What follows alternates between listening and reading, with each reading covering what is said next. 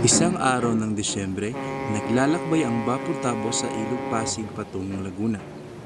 Nag-uusap sa kubyerta ang mga pasahero. Kapitan, bakit hindi patulinan ang barko? Sasadsad tayo sa bukiring iyan, Dunya Victorina. Habang pinagtatalunan ng mga sakay ang pagtutuwid sa palikolikong ayos ng ilog, ay biglang nagsalita si Simon. Ang lunas ay napakadali. Humukay ng kanal at tabunan ng ilog Pasig. Sa panakalang iya'y malaking pera maguguol, Ginoong Simon, at masisira ang kabayanan. Pwes masisira, gamitin ang mga bihag at bilanggo upang walang perang gugulin sa paggawa. At kung hindi sasapat, ang taong bayan ang sapilitang pagawain. Baka iya'y mabunga ng pag-imagsik. Bakit? Nag-aalsa na ba kahit minsan ang bayan ng Ehipto? Ginoong Simon, hindi na kayo harap ng mga taga-Ehipto. Ang lupang ito ay maraming beses nang nagimagsik dahil sa sapilitang paggawa. Ang mga bulong na yan ay muling maghihimagsik. At kayo, Padre Salve, ano ang inyong magawa bilang praile kung maghimagsik ang bayan? At huwag kayong bumanggit ng mga pangatwirang pawang katunggakan. Siya ay isang napakawalang utang na loob. Talakayan pa naman ang bagay na iyan sa vapor pa naman.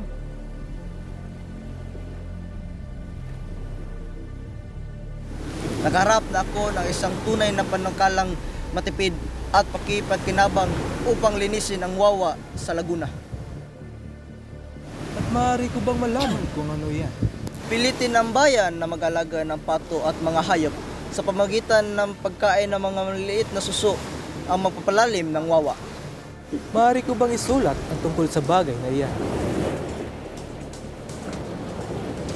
Pero doon sa studio, kung marami ang mag-aalaga ng mga pato, darami ang mga balut. Mas mabuti pang matabunan ang wawa kaysa darami ang nakakadiring mga balut. Iba naman ang nangyayari sa ilalim ng kubyerta. Siksikan ng mga pasaherong Indio at Chino. Mainit dito at maingay ang makina ng vapor. Nag-uusap-usap sila Kapitan Basilio at Isagani tungkol sa pagkakaroon ng akademya ng wikang Kastila. Titiyak kong hindi may sasakatuparan ang Akademya ng Wikang Kastila. Ay sa kutuparan po, Kapitan Basilio, hinihintay na lang namin ang pahintulot. Niregaluhan na namin si Padre Irini ng 2 kabayo. Siya ay nangako sa amin makipagkita sa General. Sasalungatin niya ni Padre Sibila. Bayaan ninyong salungatin. Kaya nga, nandito yan sa vapor ay para makipakita ni General na nasa Los Baños. Makuha man kayo ng pahintulot. Saan naman kayo kukuha ng salamping gugugulit? Mayroon na po, aambag ang bawat estudyante. At ang mga magtuturo, Ang mayamang si Makaraig ay nag-alok ng isa sa kanyang mga bahay. kung sa bagay, di masama ang panukalang iyan. Ngayon, di naman pag-aaralan ng Latin, ay pag-aaralan naman ng Wikang Kastila. Diyan natin makikita na lumalakad tayo ng pagro. Yung mga tao sa una, Basilio, kapag namumungkahi ka ng isang bagay, iniisip agad nila na baliktad sa halip ng kabutihan. Ibig nilang makuha ang lahat ng parang pula ng gilyat, makinis at mabilog. Lumapit si Simon. Ipinakilala ni Basilio kay Simon ang kaibigang si Isagani. Tinanong ni Simon si Isagani kung totoo bang ang mga tao sa kanilang lalawigan ay hindi makabili ng alahas dahil sa karalitaan. Wala naman akong masamang ibig sabihin. Mabuti pa'y sabayan nyo na lang akong uminom ng serbesa. Salamat po, pero hindi kami uminom ng serbesa. Ayon kay Padre Camora, ang pag-inom ng maraming tubig ay ang sanhi ng kawalan ng gana ng mga tao. Sabihin nyo kay Padre Camora na mas mabuti pang uminom ng tubig kaysa sa serbesa para makaiwas sa chismis ng mga reliyoso. Bakit ka mapusok ngayon? Ewan ko, para akong natatakot sa taong iyan. Hindi mo ba siya kilala? Siya ang tagapagpayo ni Kapitan General. Totoo? Yan ang mga taong pumupuri sa kanya. Kapag nakatalikod at nakaharap, siya ay minumura. Bumalik si Simon sa umpukan sa kubyerta. Dumating din si Padre Florentino. Kasalukuyang nag-uusap sina Padre Sibilia, Padre Iren, Padre Camora, Ben Saib, ang kapitan ng vapor. Saan kayo galing? Hindi niyo ba nakita ang bahaging pinakamainam sa paglalakbay? Marami na ako nakikitang magagandang ilog. Ang hinahanap ko ay isang alamat. May 2 alamat akong nalalaman. Nagkwento rin si Padre Salvi ng isang alamat. Pumasok ang bapor sa lawa. Lubhang napakaganda ng tanawin sa buong paligid. Namangha ang mga nakatingin. Kapitan, alam ba ninyo kung saang dako ng lawa na patay ang isang ngalang Ibarra? Nabara o Ibarra? Saan nga ba, Kapitan? May naiwan kayang baka sa tubig? Tingin kayo doon. Napansin ni Ben Zaib na tahimik at nakatingin sa malayo si Simon. Nag-iisip ito ng malalim at walang katinag-tinag. Anong nangyayari sa inyo, Ginoong Simon? Ikaw ba naman ay sanay na sanay sa paglalakbay? Ikaw po ba ang malulula sa lawa ito?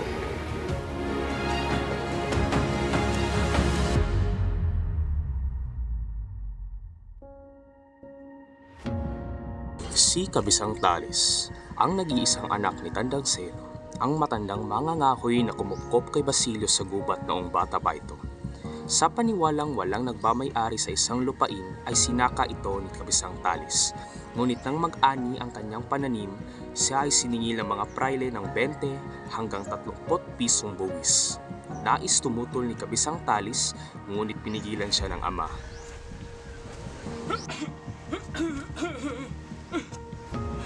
Anak, hayaan mo na.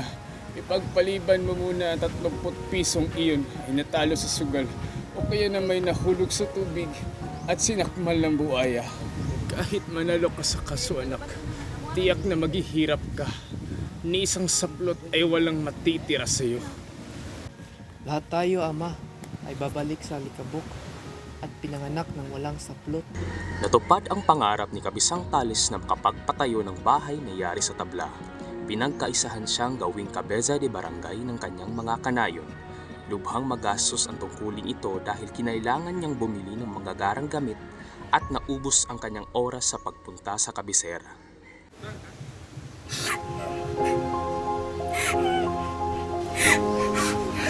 Makabayad ako sa mga abogado.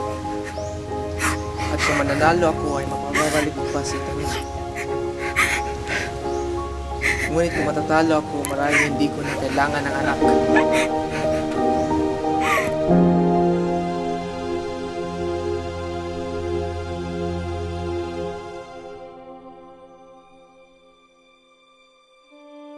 Naantala ang pagdating ni Basilio sa San Diego nang harangin ito ng mga tulisan at kinulata ang kutsero.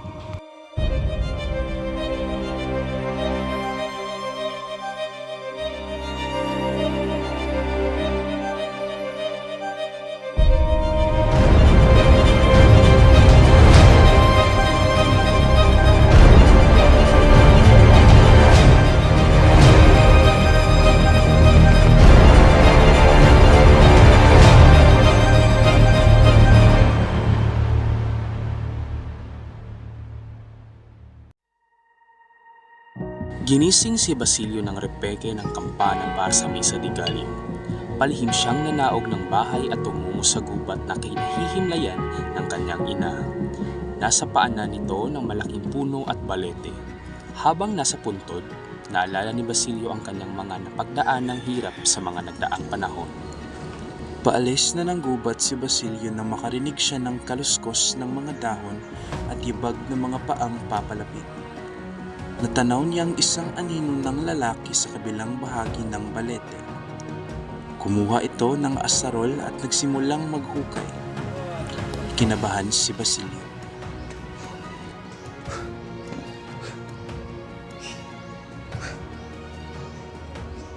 Matutulungan ko ba kayo, Ginoo? Nagtangkang bunutin ni Simon ang kanyang revolver. Tinanong ni Simon si Basilio kung kilala siya nito. Isinalaysay ni Simon kay Basilio ang kanyang buhay sa nagdaang 13 taon. 13 taon na pong nilibing ang aking ina sa puwakting ito at ikinaligaya kong makaganti naman sa inyo. Isang taong napakadakila, isang taong ipanalagay ang lahat, liban sa akin na namatay na. Basilio, nakakabatid kayo ng sanlihim na maaari kong ikasawi. Hindi kita papatayin sa pag-asang hindi ko ito pagsisisihan. Naglaglag ako at nagsikap upang makaipon ng maraming salapi nang sa ganun ay mapasagawa ko ang aking nayon. Bumalik upang ibagsak ang masamang pamahalaan at padaliin ang pagkasira kahit na dumanak ang maraming dugo. At kabataan na walang karanasan at mapangarapin, hinihingi ninyo ang wikang Kastila. Ano ang inyong hangarin? Ano ang inyong mapapala upang hindi kayo lalong magkakaintindihan? Hindi po. Dahil sa Kastila ay mapalapit tayo sa pamahalaan. Magiging sanhi ito ng paglapit-lapit ng mga pulo. Isang pagkakamali, Basilio. Ano ang inyong gagawin sa wikang Kastila? Papatayin niyo ang wikang katutubo? Ipailalim niyo ang kaisipan sa isang isipan at maging malaya? Ginoo, napakalaki kong karangalan ang mapagtabatan ng iyong balak. Ngunit hindi ko to magagawang gampanan ang iyong hinihiling. Lalo na kayong magiging alipin, nasa halip ay tulungan niyo na lang ako. Gamitin mo ang iyong lakas upang kalabanin ang mga lihis na akala. Iyan ang dahilan kung bakit nais pa kitang mabuhay, Basilio. Ang hangarin ko lamang ay gamutin ang mga may sakit ng aking kababayan.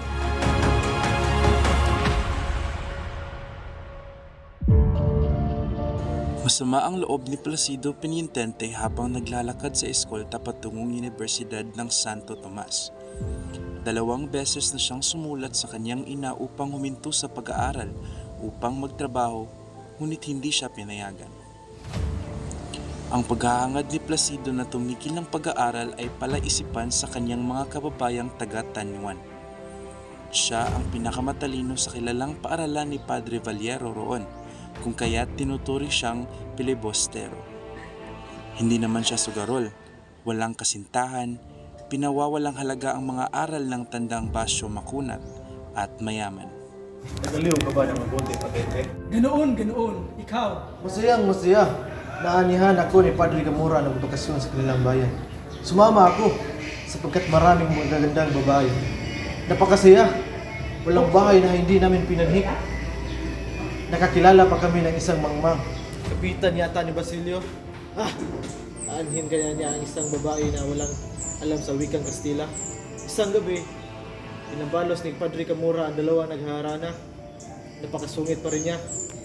Buti na lamang at hindi sila napatay. Balang araw, may mangyayari din sa kanya.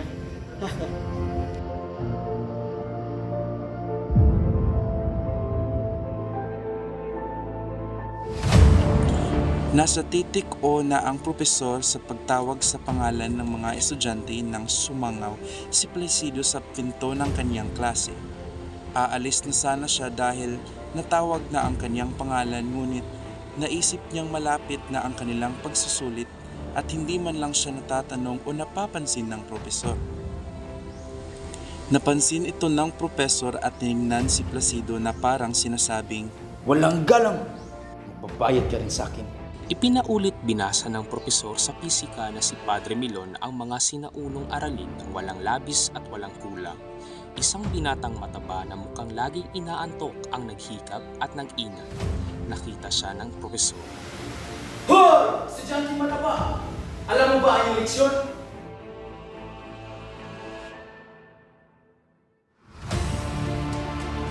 Napansin ni Padre Milon si Juanito na isa sa kanyang kinagigiliwan sa klase.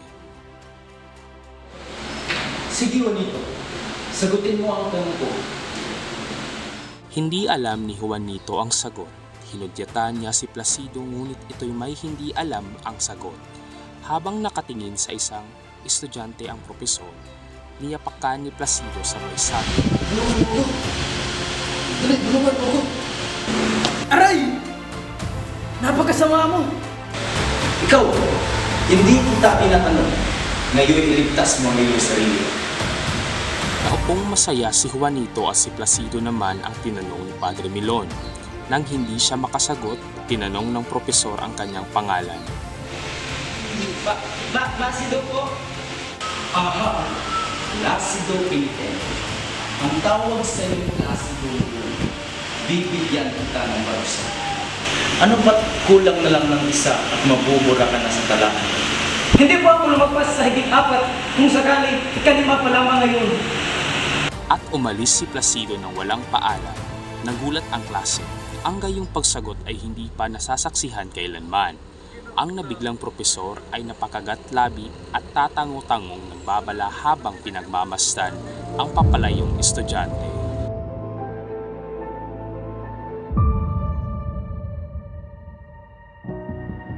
Si Ginoong Pasta ay isang bantog na manananggol sa Maynila. Sinadya ito ni Isagani upang pakiusapan na kung maaari ay payuhan si Don Custodio na pumanig sa kanila kung sakaling ito ay sumangguni sa kanya. Masamang simula yan. Masamang palagay. Napagkilanlan na kayo ay mga bata pa lamang at walang nalalaman sa mga kaalaman ng mga pagbabago. Tingnan ninyo ang nangyayari sa Madrid. Maraming mga binata na humihingi ng maraming pagbabago. Lahat sila ay naging pilibustiro at kaunti lang mga nakauwi dito. May mga bagay na kailangan kong hindi sabihin sa iyo sapagkat lubhang masilan. Nahuhulaan ko ang inyong ibig sabihin. Ang pamahalaang kolonyal ay hindi lubos at wasto ang pagkakatatag at nananalig lamang sa palapalagay. Mabuti pang ipaubayan na ninyo sa mga kamay ng pamahalaan ng mga bagay na iyan. Maghintay kayo. Bigyan ninyo ng panahon mag-aral kayong mabuti.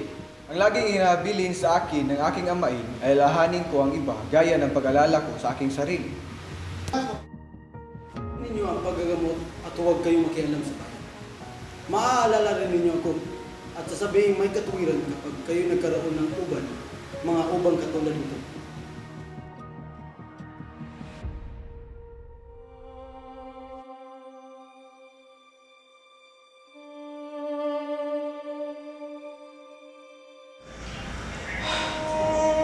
Minsan ko rin naalala ang kabataan ko tungkol sa iyo. Si Don Custodio de Salazar y Sanchez de Monterredondo ay nabibilang sa mataas na lipunan sa Maynila. Sinasabing siya'y walang kapaguran, bantog, maingat, masipag, palaisip, matalino, mapanuri, mayaman at iba pa. Batang-bata pa siya nang dumating sa Maynila. Nakapag-asawa siya ng isang magandang mistisang nabibilang sa isang mayaman sa syudad. Sa pamamagitan ng salapi ng kanyang asaway, nagsikap siyang mangalakal at tumanggap ng anumang paggawa ng pamahalaan at ng ayuntimiento, kaya't nailuklok siya sa iba't ibang pwesto sa gobyerno.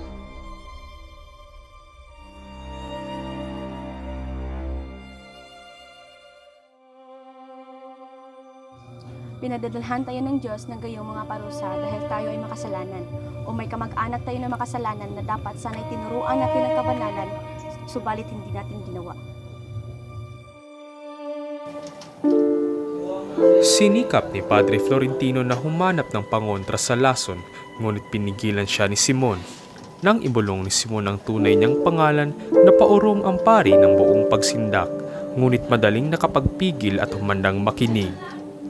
Isinalaysay ni Simon ang mga pangyayari sa kanyang buhay. May 30 taon na ngayon ang nakaraan nang siya'y nagbalik mula Europa upang pakasal sa isang dalagang iniibig at ilaan ang buhay sa paggawa ng kabutihan. Ngunit isang mahiwagang kamay ang nagtulak sa kanya sa sigalot na likha ng kanyang mga kaaway. Nawala sa kanya ang lahat: pangalan, yaman, pag-ibig, kinabukasan at kalayaan. Kaya lamang naligtas sa tiyak na kamatayan ay dahil sa kagitingan ni Elias. Isinumpa niyang magiganti. Kaya taglay ang kayamanan ng mga magulang. Nagtungo siya sa ibang lupain at pinagbuti ang pangangalakan. Nakilala niya ang general na nooy komandante at naging kakilala niya dahil sa pangungutang sa kanya. Naging kaibigan ng mabatid niya ang kataksilang ginawa nito. Sa tulong ng kanyang salapi ay natulungan niya ang general na madestino rito sa Pilipinas at ginawang bulag na kasangkapan sa paggawa ng kasamaan.